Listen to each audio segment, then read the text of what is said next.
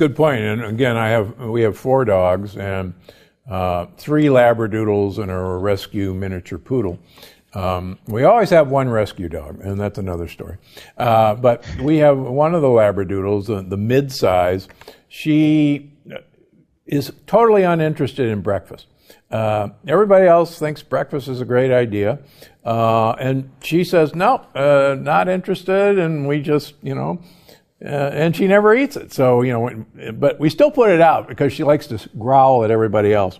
But she won't eat it. And, and she's pretty smart. We'll see how long she lives. Our last rescue dog, we actually had to put down at 19. But he lived most of his life on the streets in L.A. And he came to us about 6 years ago and kind of on his last legs, but really skinny. And one of the things that's interesting, I think he actually had some good, long-term tactics because, he made it 19 years. And we really thought, well, we're just going to nurse him through his last year of life, and he lived another 6 years with us. So anyhow, so yeah, dogs are pretty smart if we'd let them do what they want to do rather than right. And rather than so, what do you? What do you think about all these dog treats and dog cookies and all these yummy little things, and we're pampering our pet by doing that? So that is the perfect opportunity to ditch those high carb, totally unnecessary. They're full of dyes and preservatives. They're full of synthetics that are just unnecessary. Flavor enhancers. They literally do nothing for your dog nutritionally, and they take your dog metabolically back a step. So even Dr. Gundry, and they're super expensive. Treats are some of the most expensive food products on the market. So even, let's just say that you can only feed ultra-processed kibble because of a financial reason. Don't spend money on crappy dog treats, nothing from the supermarket. That's the opportunity to save some money and then feed your dog from the fridge. Feed fresh, whole, living, low glycemic veggies, blueberries. The only foods you can't feed dogs, no members of the onion family, no grapes or raisins, no macadamia nuts because they're high in fat and they can cause some GI upset, no chocolate. But otherwise, from your fridge, if your dog will eat celery, feed it. If your dog will eat green beans, feed it. If your dog will eat lettuce, feed it. And that's a great way to save a ton of money from expensive treats that do nothing metabolically for your dog. In fact, if anything, they create a burden, a metabolic burden for your dog.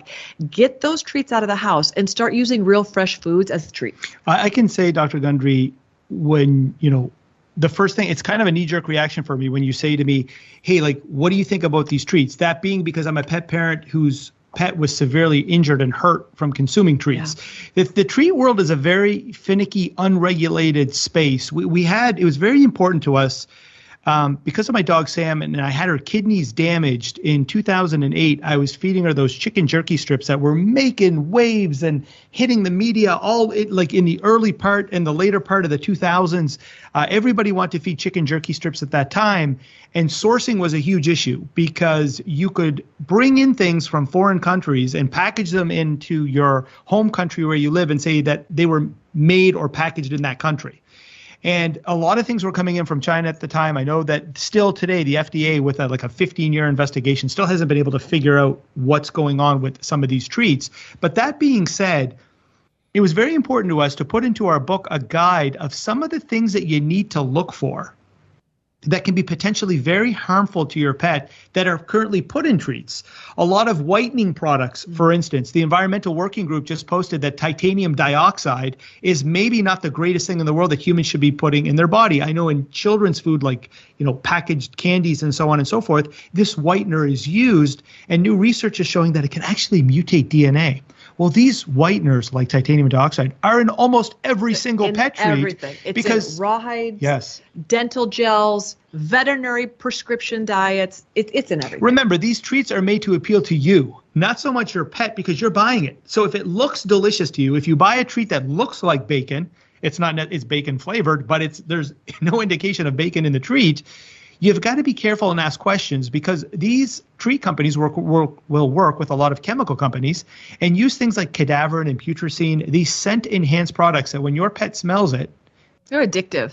they're in, right? Addictive. Like you could try making it yourself and not use these chemicals, and your dog will be like, "Are you crazy? Do you actually think I'm going to eat that?" But you start using flavor enhancers and scent enhancers, you're going to change your dog's mind. And reading some of these dyes and artificial flavors, so that is really important to us. You know, that we want pet parents to be aware of what they're looking at when they're looking on the back of packaging. And the power, as Dr. Karen Becker alluded to, they're just pulling a blueberry out of your refrigerator. There's dog studies that show that blueberries, what they can do, the free radicals, the antioxidants can clean up the free radicals in the body. They've done multiple studies on blueberries. And we know today that blueberries are a longevity food. You talk to almost any longevity expert, and they're like on the top of the list to be adding. So what better way to pull out like a blueberry, freeze it in the refrigerator, the freezer, now you have a crunchy treat for your dog versus using something with a whole bunch of additives and fillers and colors. Or things like sardines packed in water. Like how about some boiled eggs? Like eggs are the best treat. They're cheap. They're amazing. They're clean. There's no added dyes. There's nothing.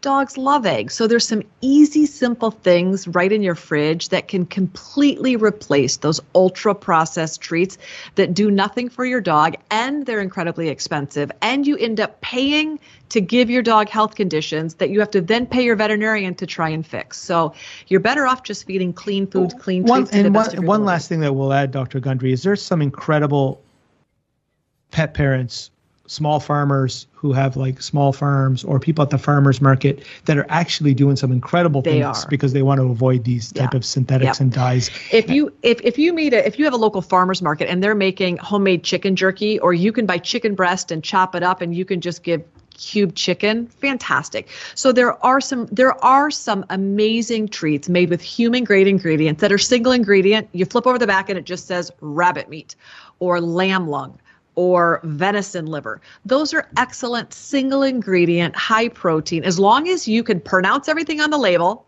you know what it does or what it means, and you know source of origin in terms of where it came from, you're okay in feeding those treats. They're just really expensive. Yeah.